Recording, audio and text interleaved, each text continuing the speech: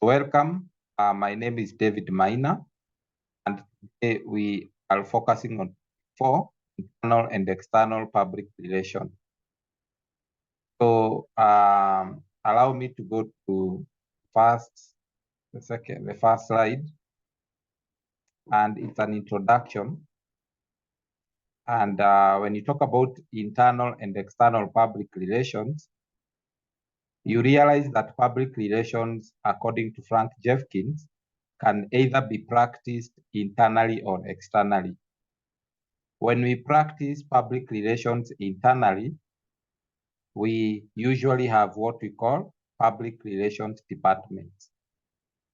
When we practice public relations externally, then we seek for what we call public relations services outside, and those ones are called public relations consultancies.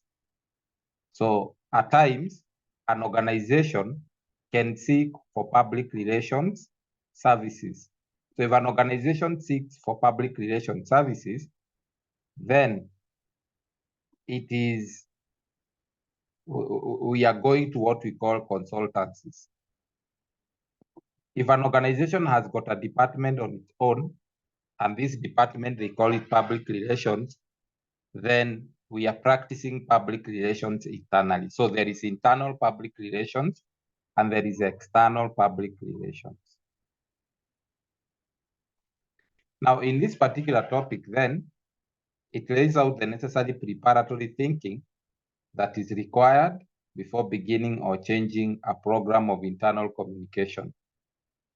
So it proceeds to discuss the implications of these concepts for the role and scope of PR. So here we are going to look at external PR activities.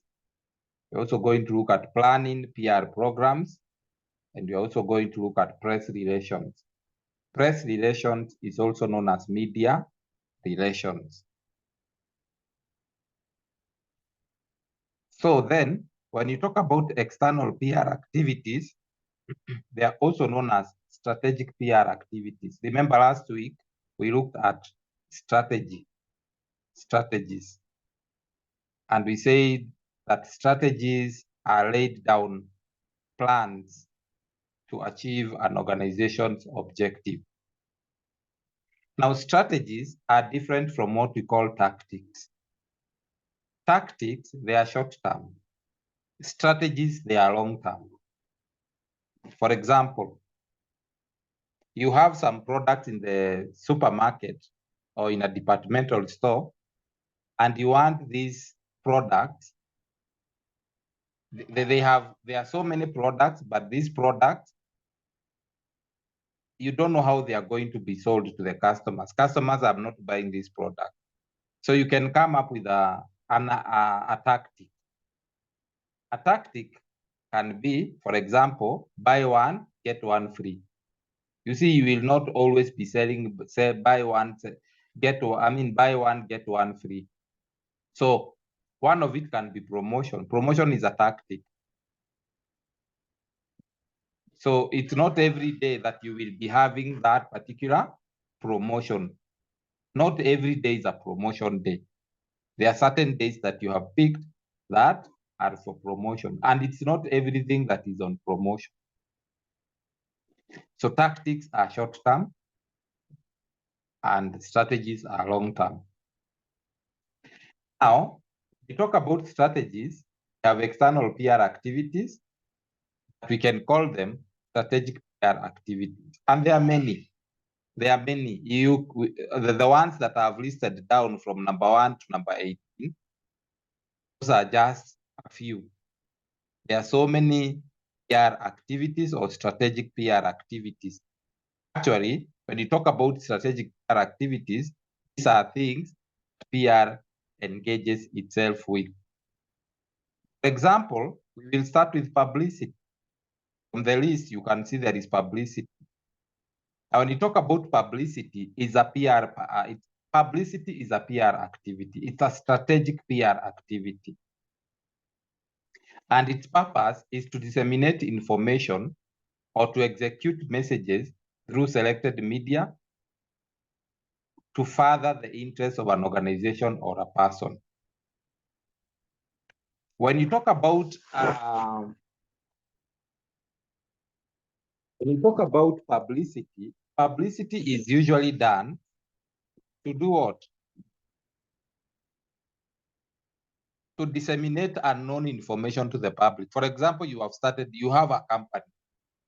A company is called XYZ. Nobody knows it. So what you do publicity so that people may know the company, what it exists to do, and what is the objective of this particular company. So that you are publicizing your companies for people to know it. Another strategic PR activity is financial relations. We're going to tackle financial relations as a topic. It is good for you to know that financial relations is a strategic PR activity, and financial relations aims to foster supportive relationship and to handle communication within the financial calendar with shareholders, with investors, and with what we call financial journalists.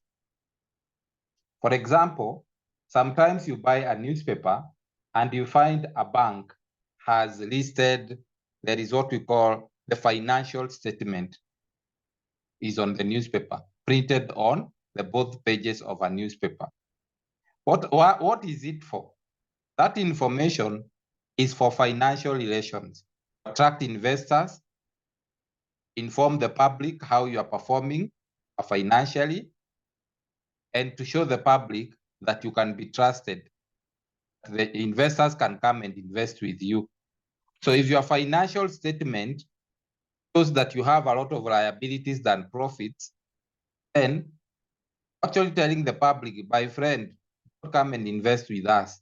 We are going through a very tough economic mindset, so don't invest with us. When you have a company that shows that, okay, it has liabilities, but it has more profits than the liabilities, than the losses, then that is the company to invest with. That is called financial relations, establishing a good relationship with your customer, the financial institution. And is what we call public affairs. Public affairs is also a strategic PR activity, and it can cover strategic communication planning. Most of the time, find that most government parastatals, ministries, they have public affairs office. Public affairs office is to foster interactions with groups in government that leads to public policy and legislation. It is to foster relationship between the community and that particular parastatal or that particular government institution.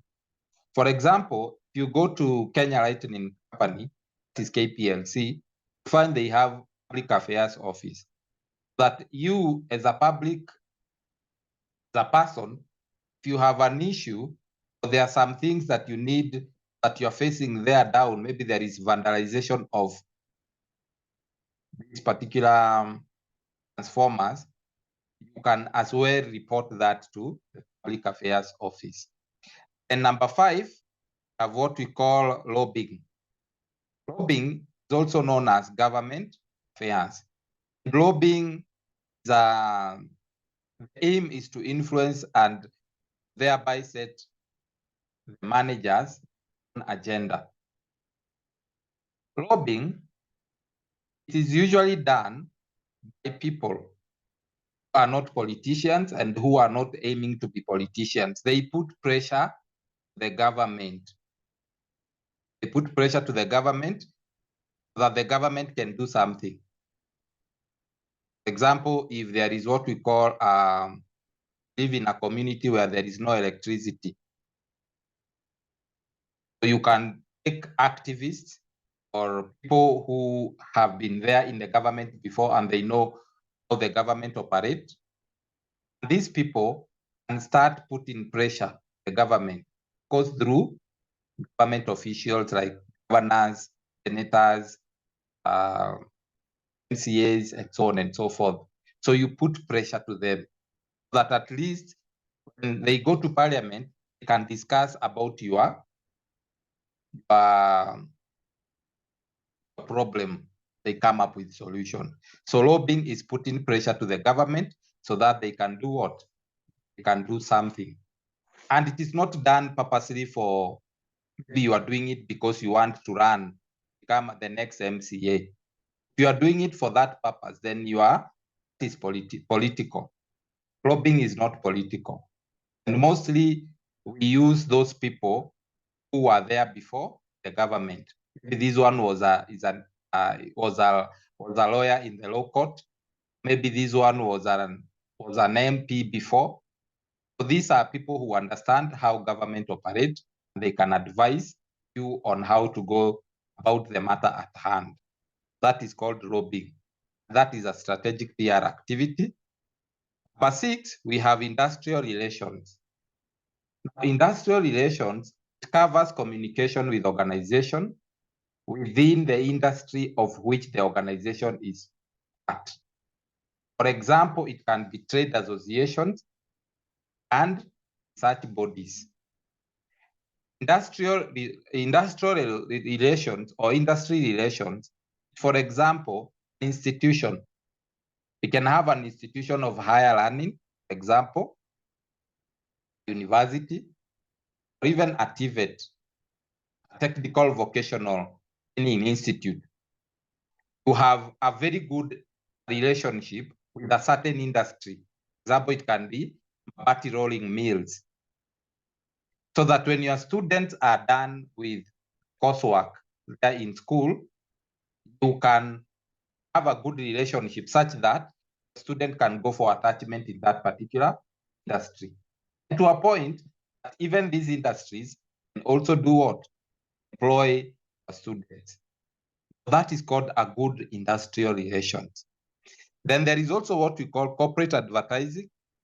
Corporate advertising, it treats organization as product. As an organization, it's a product. Like, for example, when you talk about Absa Bank, it's a product. Corporate advertising is an organization as a product and is the face and voice of the organization. So corporate advertising can strengthen image, and there must be no significant gap between the organization's corporate message and their customers' perception. If your customer perceives you to be the best bank in the world, the customers perceives you to be offering high quality products, then your corporate advertising should be the same. When you're advertising your products and services, you're advertising exactly what customer expects of you.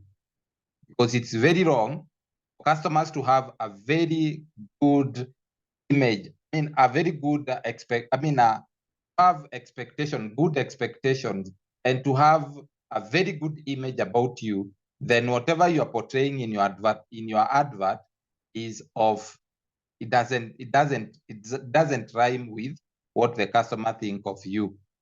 Then there is also what we call corporate social responsibility, another strategic PR activity. And corporate social responsibility is giving back to the community what it deserves. For example, if you are an organization, you may want to say, we have been operating in this particular community, within this particular area. So we need to give back to this community. So you build schools for them. So you decide that you are going to build hospitals for them.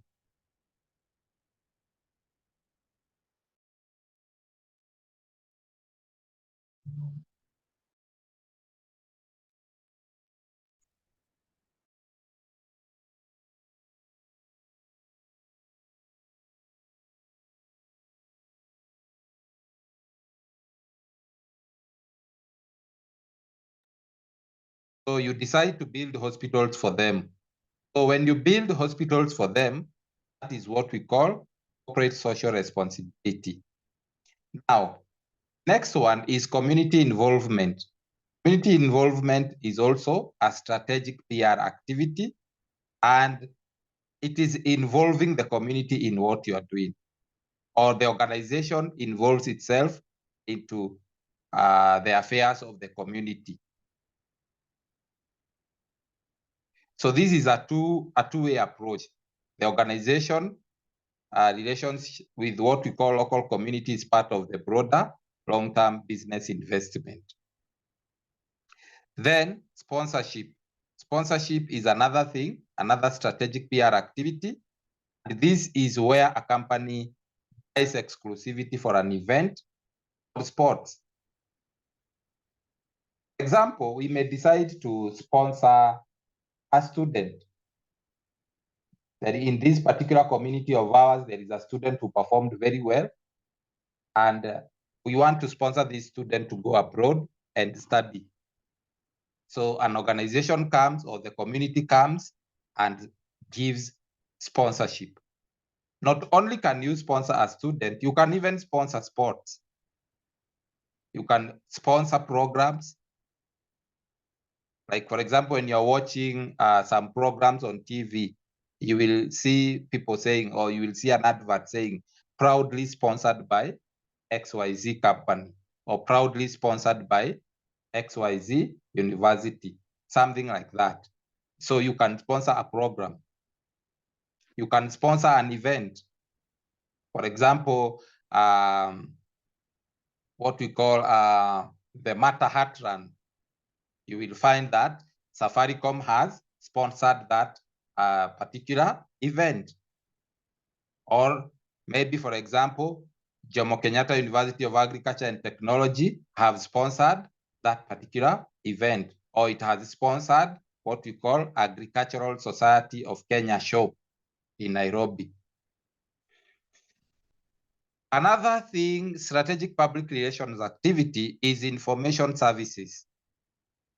So the main purpose of PR is to introduce or is to give information concerning an organization or concerning a product or a service. Then we also have counseling and consulting. PR practitioner, most of the time, they are seen as oracles of the organization. They are seen as experts, prescribers. And these people, most of the time, will see them being consulted before organizations make a decision. You remember the first time we looked at Mexican statement definition.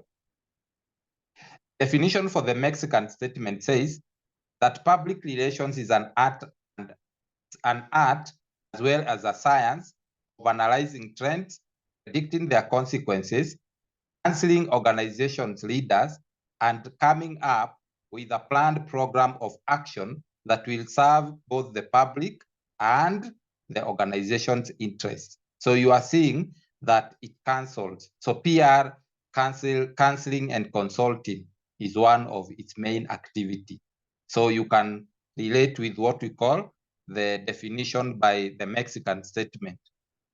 Also, crisis management. The other day, I think topic 2, we looked at crisis communication, and we saw the importance of public relations when it comes to crisis management. And we said it's the role of PR practitioners to do what? To do horizon scanning. Once you do horizon scanning, know those potential issues that may escalate and become what we call crisis. Once you do that, you prioritize. Once you prioritize, you deal with those particular issues. So crisis management is one of the activities, strategic activities of PR. Number 14, design and writing. It's the role of public relations to print materials, to include special PR literature, company brochures.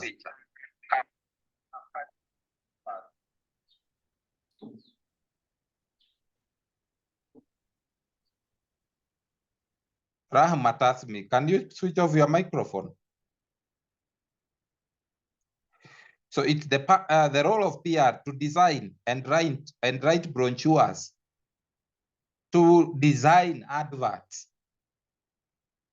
to write what we call flyers, and so on and so forth. So it is the role of PR to design and write, to write press releases, press statements. Event management is another one, number 15, that the public relations, it's the role of PR to do what we call event management. You plan for an event, how it is going to be, where it will take place.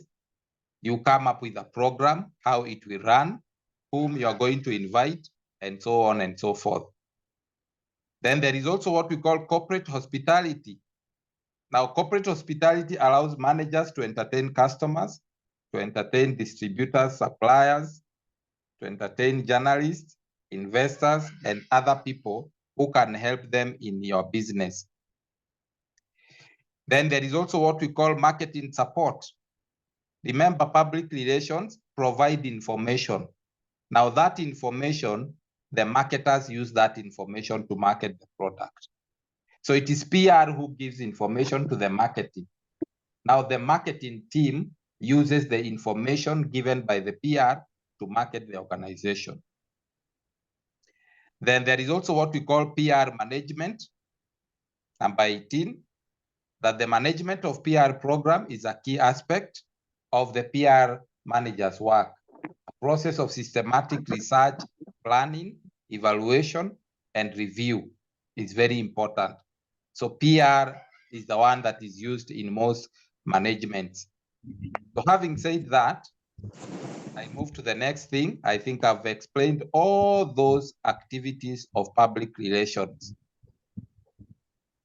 Planning a PR program. How do you plan a PR program? First of all, before we go to how we plan a PR program, I think what we should ask ourselves, why do we need to plan PR programs? Number one, the reason why we need to plan PR programs is to set targets for PR operations against which results can be accessed.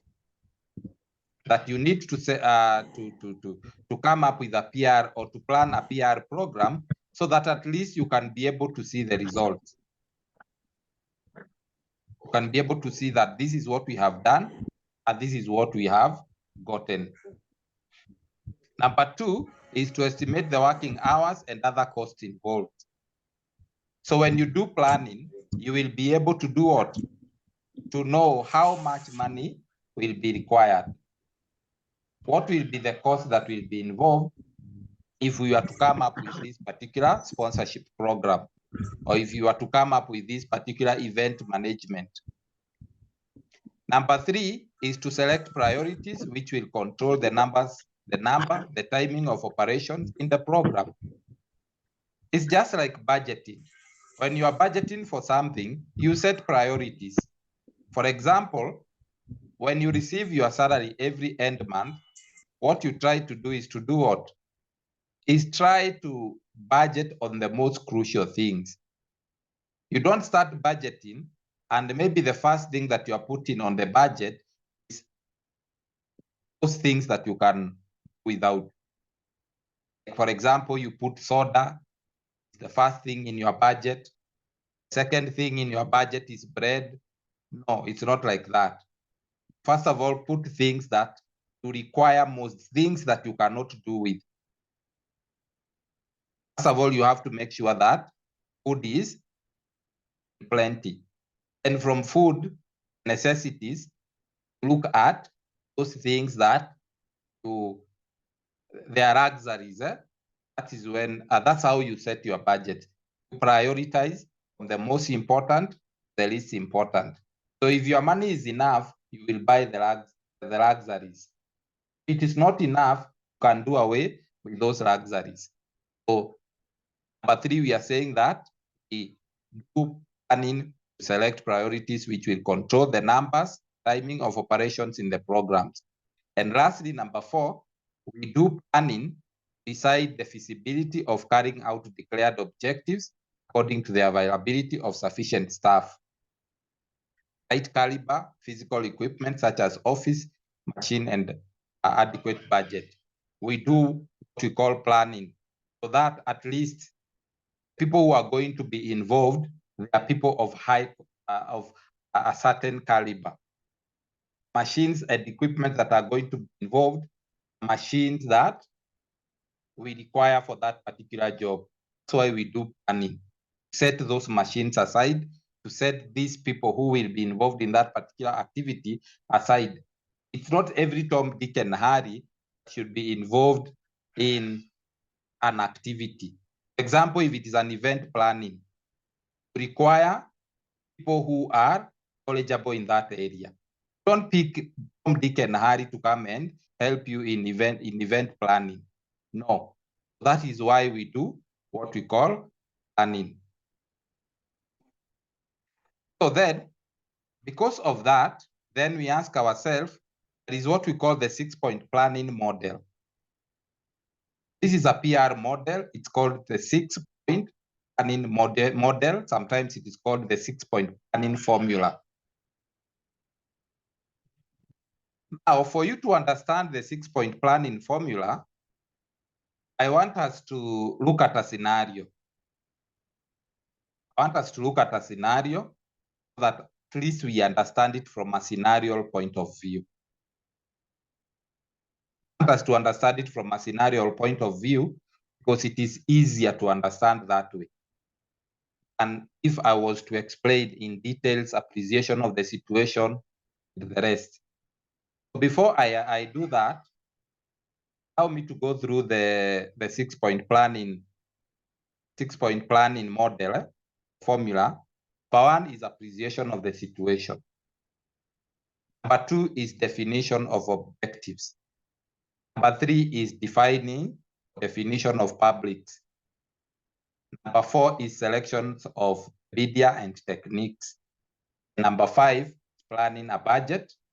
Lastly, number 6 is assessment of results.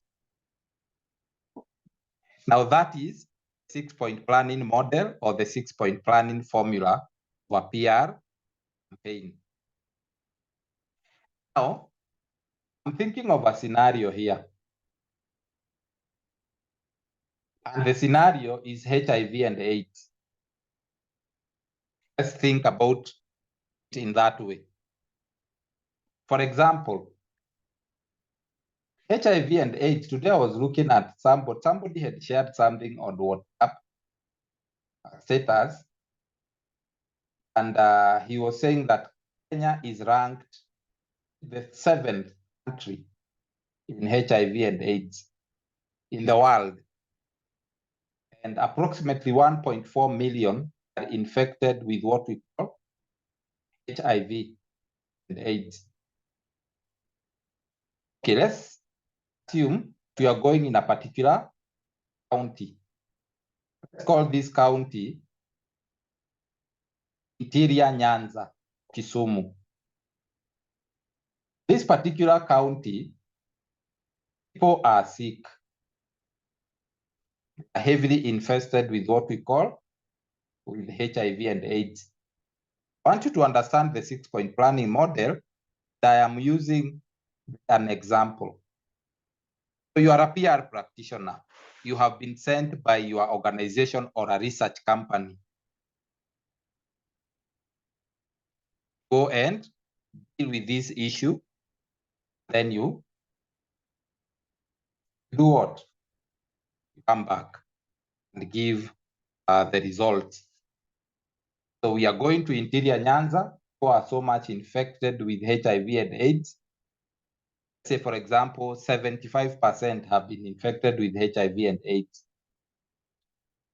So number 1, as a PR practitioner, you need to appreciate the situation. What is appreciation of the situation? Appreciate the situation simply means that you need to not to deny that the situation exists. You need to accept this situation exists. You should not say that this situation does not exist, it cannot be like that. You need to appreciate the situation. Accept that this situation exists. Because if you deny that this situation exists, you may not do it the way it's supposed to be done. What you do, appreciate, the situation exists, accept this situation is existing, this is where we are. Number two, you need to define your objectives. Now that you have appreciated the situation, you have accepted that this is the situation at hand in Kisumu, Interior Nyanza. You have accepted this is how the situation is. Now, the second thing that you must do is to define the objectives. Now, objectives must be smart. Objective must be specific, must be measurable, must be achievable, must be realistic, must be time-bound, they must be smart. They must be specific, such that if you are going to do it, then you're going to do it. They must not be general. They must be measurable. For example, specific can be that when I go the Interior Nyanza, I'm going to ensure that I distribute the condoms 300 people, 300 homesteads. At least 300 is something, is specific, or 3,000 homes. But two, you are saying, when I go there, I'm going to ensure that sex education is taught to the families. Like, not all the families, you can say like 3,000 families,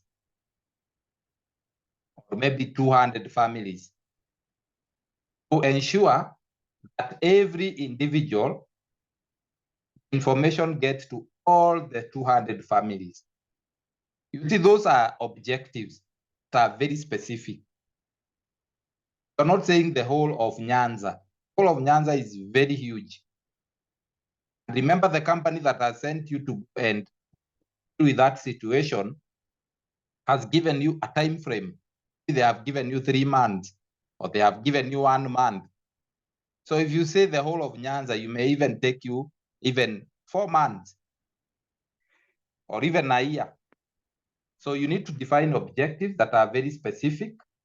They are measurable. Like, for example, we have said maybe 200 home households, or 200 homes. They must be achievable.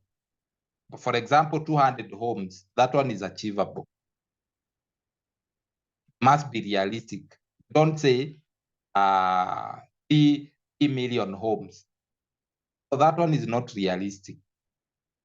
They must be time-bound. You should say within 3 weeks or within 4 weeks, we should have reached at least 200 homes. Number one, we distribute condoms, we provide sex education. Number three, we ensure that this information gets to them. Those are simply examples of objectives that you may come up with. Then you need to define the publics. What is definition of public? Definition of publics, remember, publics of public relations are many, according to Frank Jeffkey in topic 7. Publics of public relations are groups of people that interact with an organization either directly or indirectly.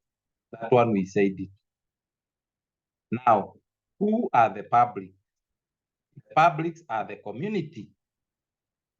Now, in the community, who have been affected so much? Maybe these are teenagers. Maybe these are married people. Once you know that these are teenagers between the age of 18 to maybe, for example, 45 years, those are the people that have been affected. These are very active people in the society. You need to define them. Once you know the people who have been affected, teenagers to the age of 45 years, hao ndio wamekuwa affected sana. You select the media and technique is going to reach them. Now, teenagers between 18 years and 45 years, what do they listen to most?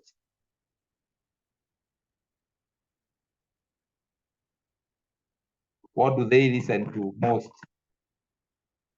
Number one, maybe they listen to radios. Maybe they read a lot of newspaper. Maybe they watch a lot of TV. Maybe they are so much in TikTok. Or maybe they are so much on Instagram or on YouTube. So now, the reason why you are selecting the media is to be able to disseminate information to these people. It's to be able to tell them that we will be having, maybe for example, sex education. It's to be able to tell them that we are going to distribute preventive measures, like for example, giving out condoms and so on and so forth. Is to be able to tell them that there will be a training on how to prevent yourself from HIV and AIDS. Now, this media must be able to reach these people, because if this media are not able to reach these people, then your program is doomed to fail. It is deemed to fail. Now, once you do that, you come up with a budget. You write down a budget that I need, maybe for example, I need these people, I need this equipment, I need this money, I need maybe for example, activists and so on and so forth. You come up with a budget. And now this budget, it should not be exaggerated, because imagine it's an organization that has sent you to go and do that particular campaign. It's an organization that has sent you to go to plan, and you are exaggerating. You are saying, I need 70 billion, or I need 100 billion to do this. That organization may not be able to provide such money. So you plan a budget. Don't exaggerate things, but also ensure that when you plan a budget, there is also what we call miscellaneous. There are some things that will come up. Also remember that those people who will be going to do that particular campaign, they need food, they need to sleep, they need energy, they need clothing, they need all those things. Now, once you do that, then you assess the results. For example, you have gone to Kisumu, umepeana hiyo information kwa hizo families, and maybe 75% walikuwa, they had been affected or infected with HIV and AIDS. Then you go back there after 10 years and see whether it is still 75% or whether the number has decreased. So if the number has decreased, then we can say, when we were here 5 years ago, we were at 75%, those who are infected with HIV. Now we have come after 5 years, now we have realized that now you are 45. Then that means your campaign worked. But if you go there and you find that you are at 75%, now you are at 90%, that means that your campaign did not work. So what you need to do is go back to the drawing board. So that's how a 6-point planning model works in a simple terms. I've given some notes, very detailed notes on appreciation of situation, very detailed notes on definition of objectives, very detailed notes on definitions of publics, very detailed notes on selection of the media and technique, planning and budgeting, and very detailed notes on assessment results. So then we move to something else called press relations. Press relations also is known as media relations. And press relations is the relationship between the media and the organization. Remember the press or the media. You're supposed to have a very good relationship with the media. And in fact, not every Tom, Dick, and Harry in an organization should be talking to the media. In very organized organizations, anytime the media comes, they welcome the media and they direct the media to the right office, to the PR office, where they are given whatever information they need. Once they are given the information that they need, they walk away. Even if it is a time of a crisis, it's a time of crisis, the media will be welcomed, they'll be directed to the relevant office. But those people who don't allow the media to come into their organization, they put themselves at a very high risk because the media has its way of getting information. It will interview every Tom, Dick, and Harry. And the information that they will project on the TV or they will broadcast or write on the newspaper might not be true about you. So to avoid all those things and confusion, it's good that you welcome the media, provide information with them. Anytime you have, and the moment you respect the media also respects. If you treat them like trash, even when you have something very, very interesting in your company and you want them to come and cover, they will not come because your relationship with them has always been bad. Even when you need them like nobody's business, they will not come. Because when they are coming, when there is a crisis, you chase them away, you treat them like trash. So the role of press relations is to achieve maximum publication, is to achieve casting of PR information in order to create knowledge and understanding, in order to let people know what is happening in your organization. So press relations, how do we achieve good press relations? Number one, understand the media. First of all, you need to understand the media as an organization. Understand why the media is there. One of the roles of the media is to entertain. Another role of the media is to inform. Another role of the media is to set an agenda. Another role of the media is to act as a fourth estate. Fourth estate means what? That apart from the judiciary, the legislature, and the judiciary, the legislature, and the executive, the media comes forth. So it oversees the working of the three arms of the government. If there is corruption in the judiciary, the media will tell the public. If there's some inconsistency in the legislature, the media will tell the public. That is the role of the media. So once you understand why the media, how the media works, then you establish a good relationship. So in addition to supply publishable material, it is necessary to understand how newspapers, how magazines are published, and how radio and TV programs are produced. And this can be done from the outside by examining publication and analyzing broadcast programs. So what you need to do to understand the media again is to visit publishers, visit printers, visit studios, because this one will be helpful to you so that you understand how they work and you understand what they take as a priority. Remember, media works this way. What is bad news is good news. What is bad news to you is good news to the media. So principles of a good press relations. Number one, some general principles of the means of achieving good press relations are as follows. Number one, by servicing the media. Servicing the media is giving the media information when it needs it. Because if you don't service the media with information, then it will look for ways in which it can get information, and you may not like it. The PR practitioner will be able to cooperate with the media, and he will be able to create a two-way relationship. When you cooperate with the media, you create a very easy relationship with the media by establishing a reputation for reliability. Some people use the media at their own advantage, while others, they see it as a threat to the organization. Number 4, we are saying accurate material should be supplied where and when it is wanted. If the media wants information from you, supply them with accurate information. Don't twist things. Like, for example, this year, you have made losses.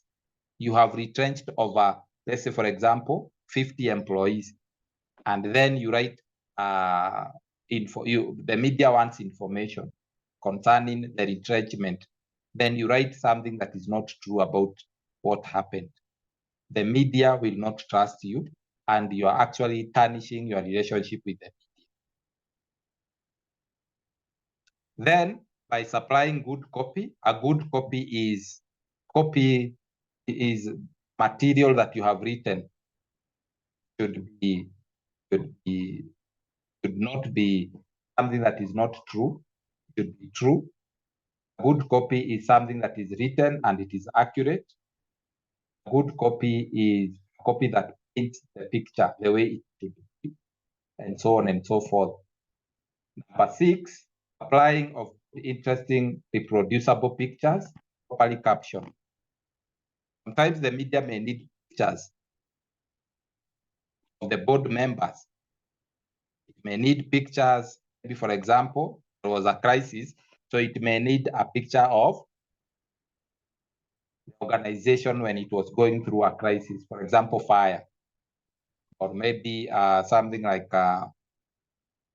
building collapsed. So you need to take a good picture and you caption it.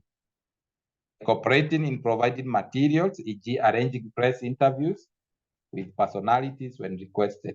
Sometimes the media can call you in their studio. If you are a CEO of XYZ company, the media would want to have more information about your company. So when they call you, you should respond properly by providing verification facilities. Number 10, allowing journalists facilities to see things for themselves. It's good to allow journalists to come and visit and see things for themselves. For example, if there was what we call a fire outbreak, there was fire, and this fire burned a lot of important documents, or it burnt the organization to ashes. Allow journalists to come and take a walk and see for themselves what happened. That way, you are being open-minded. You are not hiding anything. By building personal relationship with the media, build a personal relationship with the media. Know the media personnel, have their contact. In case of anything, call them, they'll come. Sometimes you don't even have to call the media whenever there is news. You can even call them for a luncheon.